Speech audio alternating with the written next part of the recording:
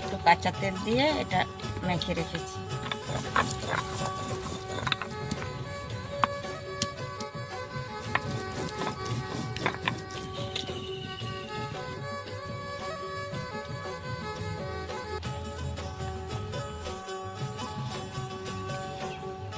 অল্প নুন দিয়ে দেবো,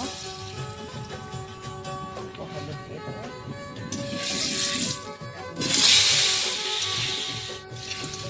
আলুটা দেখুন ভাজা হয়ে গেছে, কত সুন্দর লাল লাল।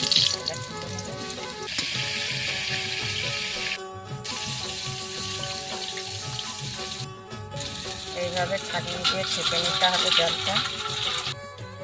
পেঁয়াজ নিয়ে নিয়েছি, টমেটো নিয়ে নিয়েছি, আদা বাটা, রসুন বাটা, শুকনো লঙ্কা বাটা আর কয়েকটা কাঁচা লঙ্কা দিয়ে দিয়েছি। একটা শুকনো লঙ্কা ছিঁড়ে দিয়ে দেবো, তেজপাতা দিয়ে দেবো, অল্প গোটা জিরে দিয়ে দেবো,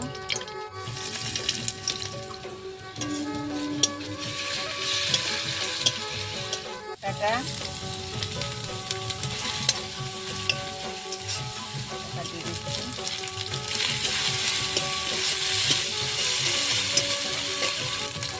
দিয়ে দিচ্ছি ধনে জিরের গুঁড়ো, লঙ্কার গুঁড়ো দিয়ে দিচ্ছি।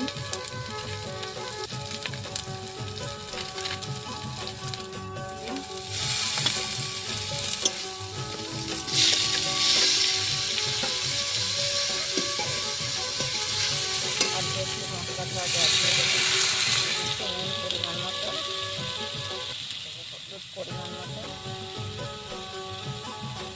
দিয়ে দেবো। মাংসটা দিয়ে দেবো।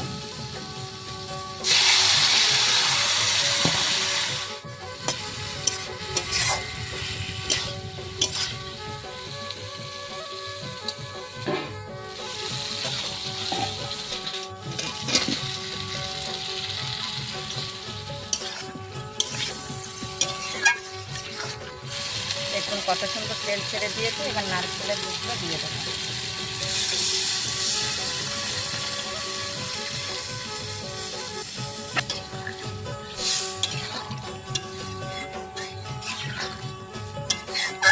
এখন এটা ঢাকা দিয়ে দেবো।